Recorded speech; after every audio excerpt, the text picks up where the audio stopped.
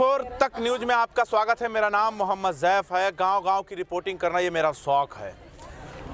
गांव की हर वो रिपोर्टिंग हम आपको दिखाते हैं जो लोग छिपाते हैं।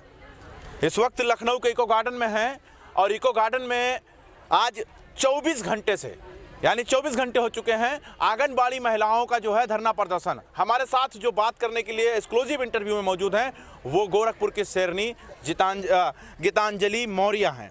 ये वही मौर्य हैं जिनको योगी जी ने रात के 12 बजे उठाकर जेल में बंद करा दिया था और 4 दिन तक इनकी जमानत नहीं हुई। वही गीतांजलि मौर्य हमारे साथ हैं। गीतांजलि जी, आप दोबारा फिर आ गई हैं ललकारने के लिए योगी जी को। पहली बार क्या पेट नहीं भरा क्या? जी, जब ये अपने वादे से मुकरेंगे और जिस वादे के बल पर इनको सत्ता मिली और उसी वादे से मुकरेंगे तो इनके डर से हम अपने लक्ष्य से नहीं भटकने वाले हैं। अच्छा। जी हाँ, हमारा जो लक्ष्य है उसे हम हासिल करके रहेंगे। इनका डर, इनका खौफ हमारे सामने कभी आड़े नहीं आएगा। तो क्यों, आखिर क्यों, मतलब क्यों आप इतना ललकार रही हैं योगी जी को? उन्हीं के जिले से हैं, आपका समर्थन मिला था उनको चुनाव में।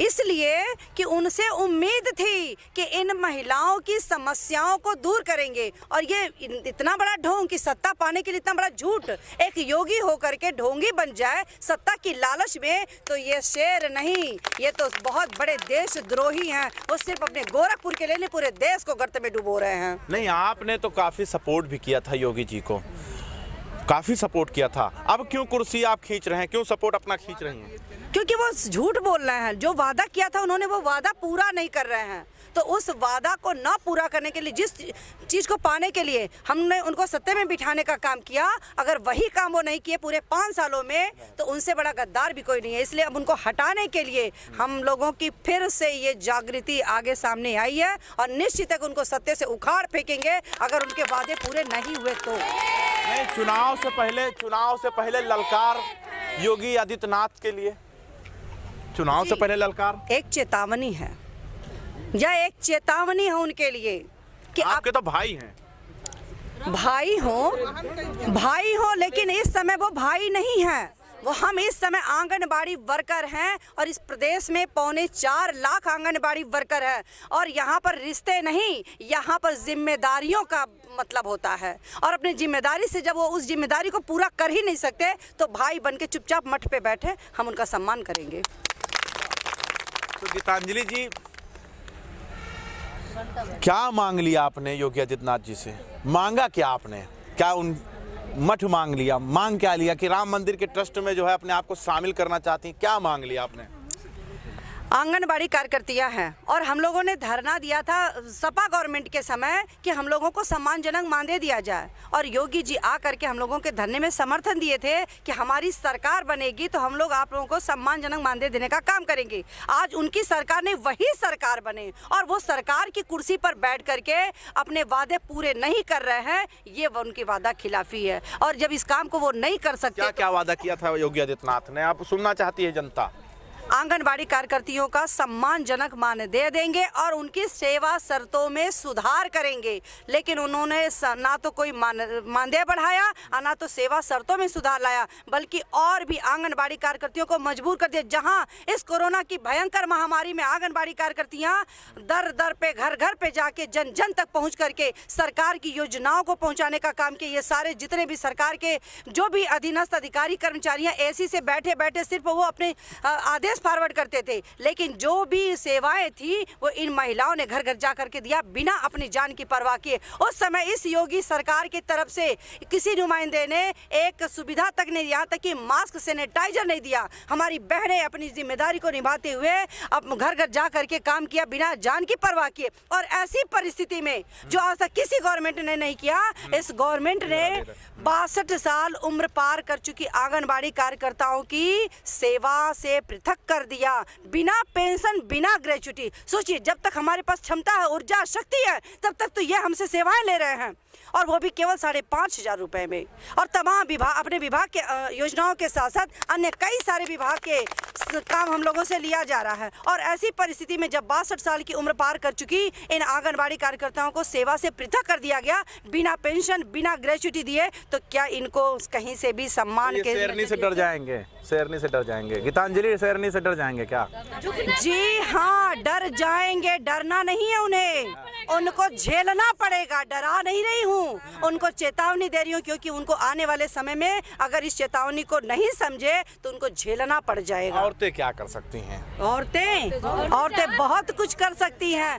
चूड़ी बदल सकती हैं। देखिए, औरतें शौर्य की सृष्टा है नारी, धैर्य की प्रतिमा है स्वयं। कौन कहता है कि इसकी बाजुओं में दम हम नहीं? तो जानते हैं औरत बहुत कुछ कर सकती है। जी हाँ, तो ये जान लीजिए कि चूड़ी को कमजोर न समझे, चूड़ी की ताकत को समझे। चूड़ी में देवी की शक्ति, चूड़ी में दुर्गा की शक्ति, कोई इससे ना उलझे, ना उलझे।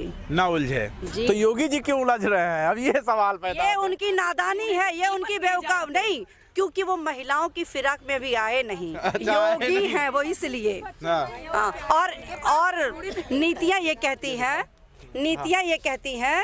कि लाइट जला लीजिए आप लोग को। शासन करने का अधिकार उसी इधर को पीछे होता वाले है जलाना, इधर जो वाले। परिवार वाला हो। हाँ, हाँ। और ये योगी जी ये परिवार को क्या जाने कि कितने तरह के रिश्ते निभाने होते हैं, ये हम लोगों से पूछें।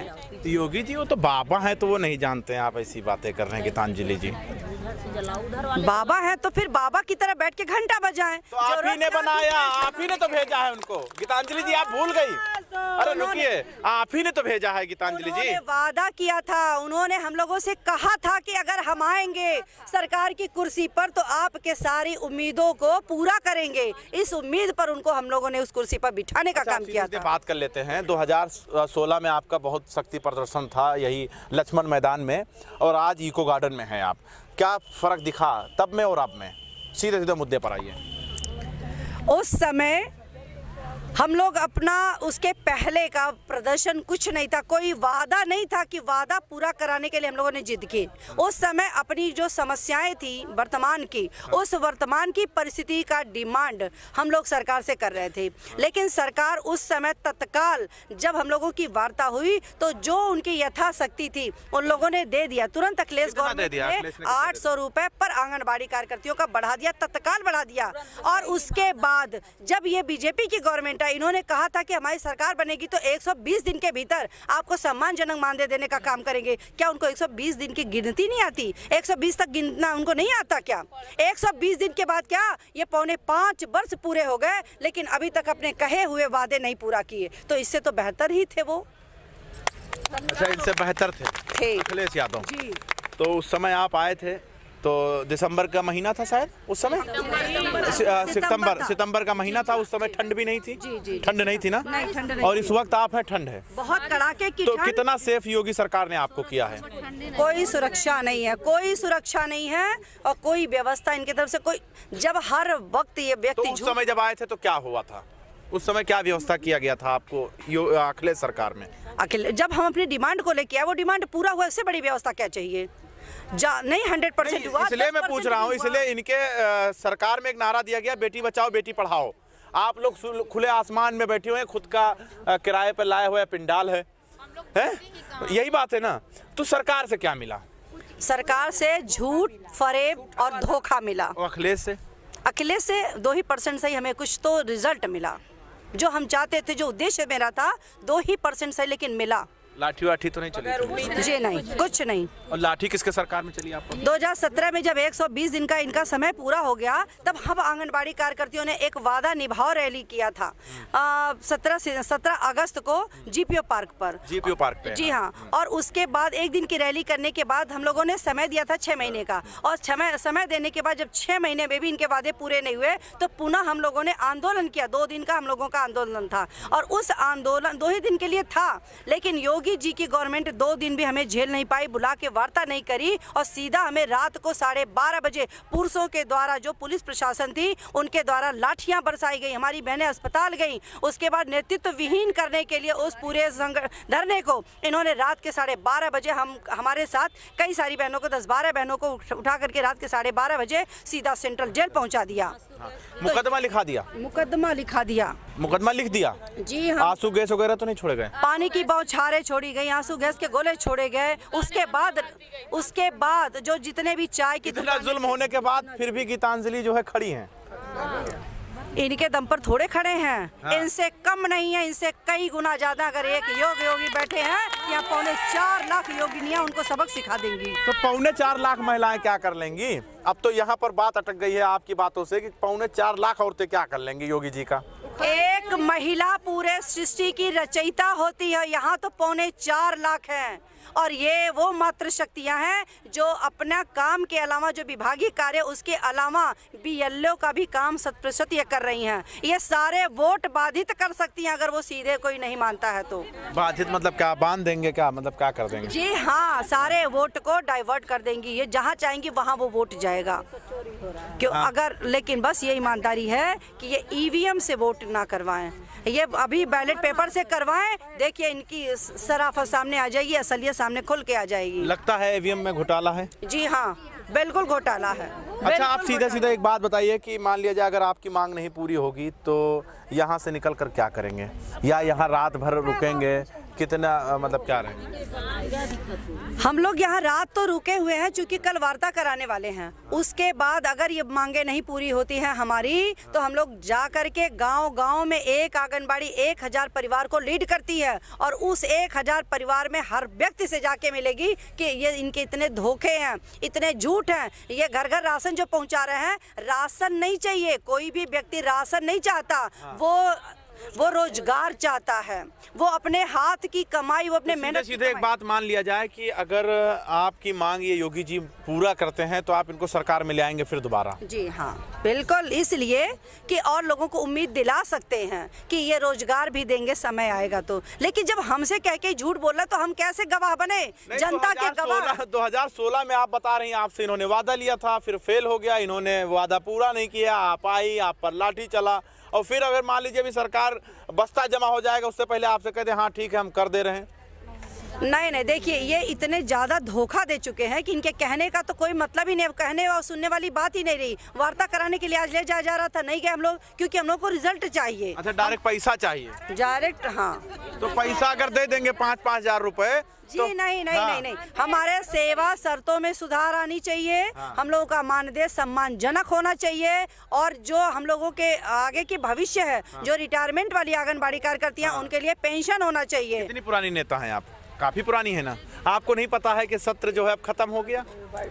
सत्र में ही तो ये पास होगा। जी, इसलिए उम्मीद है कि 18 अगस्त 2021 को 265.36 करोड़ रुपए आंगनबाड़ी कार्यकर्तियों के मानदेय बढ़ोतरी के लिए बजट पास हो चुका है। लेकिन अभी भी ये घोटने का काम कर रहे हैं, तो जो बजट पास हो गया है उसको देने का ये काम करें। अच्छा, वो मांग कर ही जाएंगे? जी हाँ, वो लेके ही जाएंगे, इसलिए वो बजट पास हो चुका है। अफवाह जो फैलाया गया था कि आपका मानदेय आपको मिल गया है, टीवी चैनलों पे चला था, बजट आपके लिए पेश हुआ था, वो सब कहाँ है? ऐसा है कि ये मीडिया के लोग भी नई खबर चाहते हैं। इन लोगों ने नई खबर के चक्कर में उनके झूठे चीजों को छाप दिया और लोगों ने पढ़ के उसे मान लिया, लेकिन धरातल पर ऐसा कहीं कुछ नहीं है, सब गलत है। तो शेरनी दहाड़ेगी अब लखनऊ की राजधानी से? जी, शेरनी, हाँ, और एक नहीं 4.25 लाख शेरनियां हैं। अच्छा, 4.25 लाख है। तो ये हमारे साथ गीतांजलि मौर्य थी, जिन्हें आप सुन रहे थे और समझ रहे थे कि ये गीतांजलि मौर्य जो है वो क्या कहना चाहती हैं। इन्हीं के समाज से जो है केशव प्रसाद मौर्य भी हैं। जी, याद आ गया अचानक से आपके नाम से। तो मौर्य से क्यों उम्मीद नहीं लगाते आप? देखिए, ऐसा है कि हम लोग कभी मतलब इस समुदाय का या जाति का, संप्रदाय का, हम लोग यहाँ राजनीति करने नहीं आए हैं। नहीं, मौर्य जी जो है, मौर्य जी आपके दर्द को क्यों नहीं सुन रहे हैं? हमें मौर्य जी से उम्मीद नहीं हमने लगाई है ना। वो दर्द सुन रहे नहीं सुन रहे, ये तो मुख्यमंत्री का मंत्रिमंडल जाने ना। ये तो मुख्यमंत्री सबके सर्वे सर्वा है, वो जाने कि उनके मंत्रिमंडल में किस किस तरह की व्यवस्थाएं हैं। ये उनकी ही व्यवस्था है, ये मेरी नहीं, ये उनका विषय है, मेरा नहीं। हमारा विषय है कि प्रदेश का मुखिया जो ऑल इन वन है, हम उसको कह रहे हैं क्योंकि वो मंच पर आकर के वादा किए थे, ना कि केशव प्रसाद मौर्य जी। तो क्या नारा देंगे? आखिरी बार हम चाह रहे दिखा दें दर्शकों को, क्या नारा देंगे? आपकी तरफ से क्या हो रहा है? हुंकार क्या है? हुंकार भरिए। वादे पूरे नहीं हुए तो खून बहेगा सड़कों पे। जो सरकार निकम्मी है वो सरकार बदलनी है। पक्की बात। जो सरकार बदलनी है। तो गीतांजलि जी ने जो है हुंकार भर दिया है आपने। तो ये गीतांजलि थी हमारे साथ जो बात कर रही थी, अपनी बात रख रही थी। लेकिन सवाल ये पैदा होता है, योगी सरकार के लिए अब कितना समय बचा है? अगर उससे पहले इनकी मांग पूरी होती है तो ठीक है, वरना इनका साफ कहना है कि 4 लाख महिलाएं हमारे साथ में हैं, घर घर जाके हम इनके वोटरों को डाइवर्ट कर देंगे और योगी जी हार जाएंगे। और उधर अखिलेश की बात किया जाए तो लगातार गठबंधन कर रहे हैं और उनके साथ चाचा शिवपाल भी आ गए हैं, क्योंकि आज जो उनके साथ मीटिंग हुई है उन्होंने साफ कह दिया है कि हमारी जो गठबंधन है वो शिवपाल के साथ होना तय है। कैमरामैन चांद के साथ मैं मोहम्मद ज़ैफ, लखनऊ।